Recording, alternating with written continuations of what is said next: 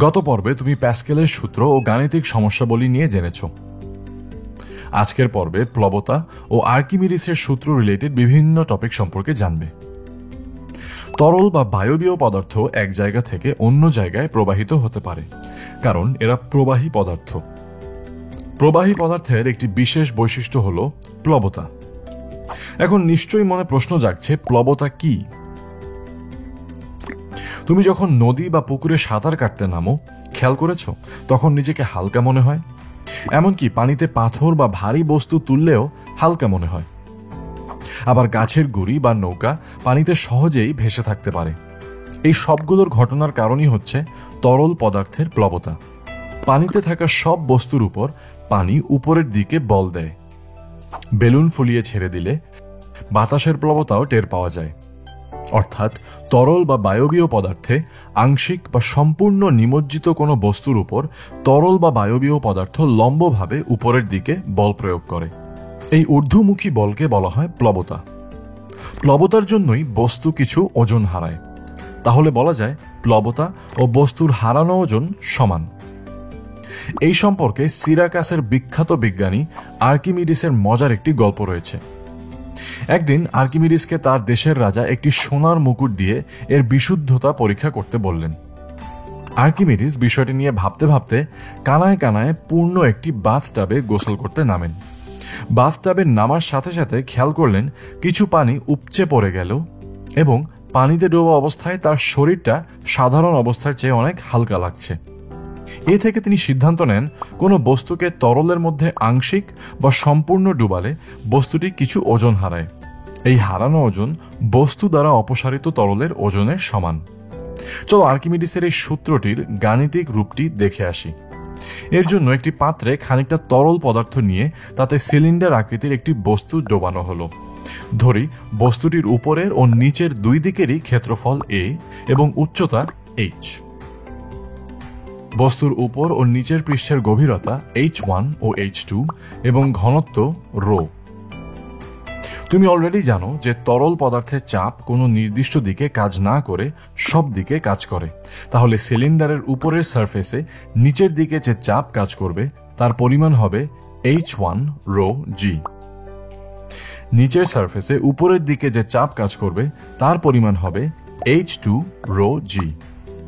সুতরাং সিলিন্ডারের উপরের সারফেসে তরলের নিচের দিকের বল F1 হবে AH1 রো জি এবং নিচের সারফেসে তরলের উপরের দিকে বল F2 হবে AH2 রো জি।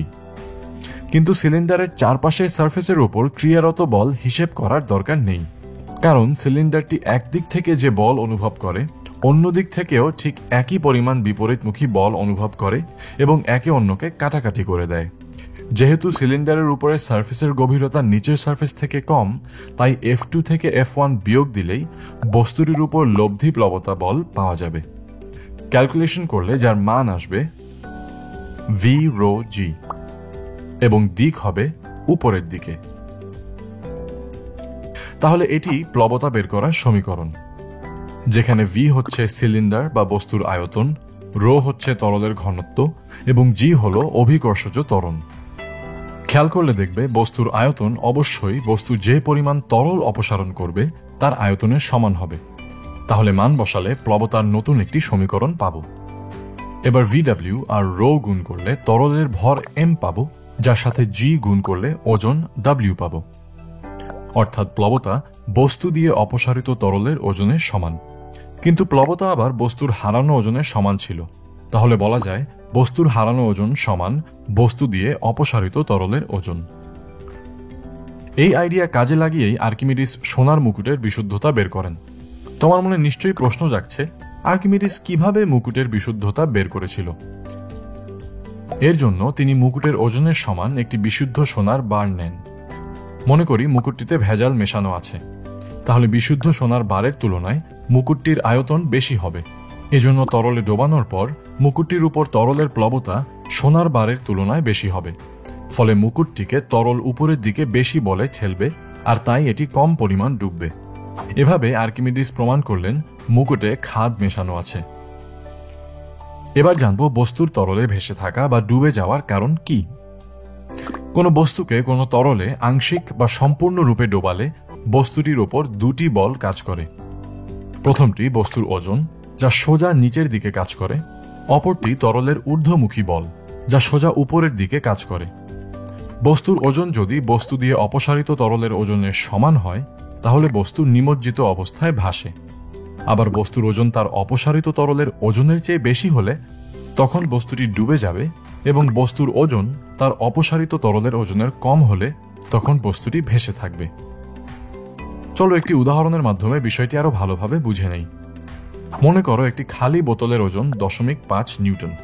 এর উপর পানির প্লবতা বল 10 নিউটন। ফলে বোতলটি পানিতে ভাসবে। বোতলটিতে বালি দিয়ে খানিকটা ভরলে ওজন হলো 10 নিউটন এবং পানির প্লবতার বলও 10 নিউটন। তাই বোতলটি পানিতে নিমজ্জিত হয়ে ভাসবে। এবার বোতলটিতে আরও কিছুটা বালি ভরা হলে এর ওজন হলো 12 নিউটন, কিন্তু পানির প্লবতা বল তখনও 10 নিউটনই। সুতরাং বোতলটি পানিতে পুরোপুরি ডুবে যাবে। নৌপথ আমাদের দেশের অন্যতম যোগাযোগের মাধ্যম হলেও কিছু কারণে নৌপথে দুর্ঘটনা হয়ে থাকে, যেমন আবহাওয়া, সংঘর্ষ, চালকের ত্রুটি, যন্ত্রপাতির ত্রুটি, নকশার ত্রুটি ও মালপত্রের অনিয়মিত সংরক্ষণ। এছাড়াও অধিক মুনাফার লোভে নৌযানে প্রয়োজনের থেকে বেশি যাত্রী বহন করলে নৌযানের ভরকেন্দ্র ও প্লবতা কেন্দ্র ইমব্যালেন্সড হয়ে অনেক বড় দুর্ঘটনা ঘটতে পারে।